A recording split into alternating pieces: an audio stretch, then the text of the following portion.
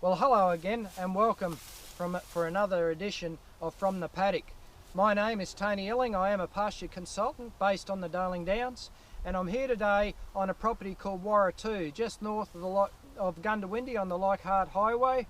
And I want to talk to you about why we use Rhodes grass as a pioneer species in a lot of our mixes.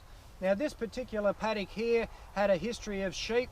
It was quite dirty, had a lot of galvanised burr and roly-poly on it when we first started this program, and we've worked it a few times leading up to the end of last year and got it into a better state, built up the soil profile, and we decided to go with a relatively high rate of a variety called Reclaimer Rhodes grass. Now, this particular variety was bred for a few reasons. One, it's got a very aggressive creeping habit, and it's got high level of salt tolerance, and it looks as though that it, in grazing trials that we've done, that it may have increased palatability. So we've certainly seen preferential grazing over other Catamboura types. Now, in this situation here, we've used it as a pioneer species. There is a lot of Rhodes grass here at the moment, but that's what we wanted. We wanted the Rhodes grass to actually come in, get going, get us into production, get on top of the weeds, and start earning us money quickly. And that's what it essentially has done. We're now in April here. It's quite hayed off, as you can see. It's finished its reproductive cycle, and we're going to use this as standover feed now for winter.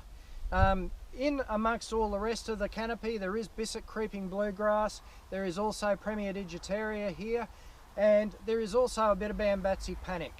We put Bambatsi panic in here primarily because some of the areas of this paddock does hold a bit of water in a flood, so we just introduced just a little bit of Bambatsi in here. I think it was only 10 or 20%, just so we've got something that will live in those wet areas if we do get a bit of water running over this country.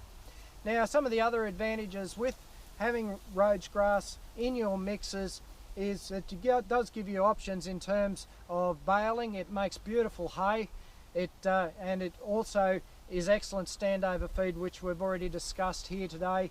So if you are looking for something that will hold its leaf structure and frost reasonably well, Rhodes grass does the job for you. In fact, the Reclaimer does look as though that it is wintering a lot better than the old Catamboura, and I think it probably even is wintering a lot better than the Fine Cut, which was its Another predecessor. thing that I think we're also seeing with Reclaimer is that it is germinating a lot quicker.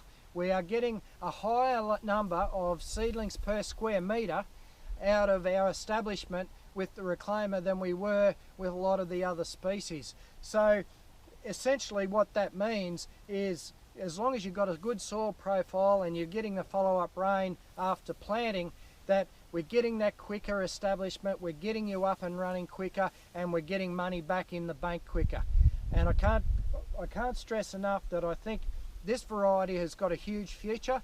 We're currently doing work with silage up at Condamine. That's where I'm off to next. I'm having a look at a pivot this afternoon that is also being used for hay production. And we're also looking at fertiliser trials, putting fertiliser down, trying to increase production and using it more for short-term lays as well. So 3-4 years, fertilise it, intense production, and then move on to another cropping phase. So I think this has a good fit, this particular Rhodes grass. So if you'd like to know any more about it, please just go to our website, www.illingseeds.com.au, or give me a ring. I'll be more than happy to talk to you at any time. From the paddock, my name is Tony Illing. Until next time, thank you.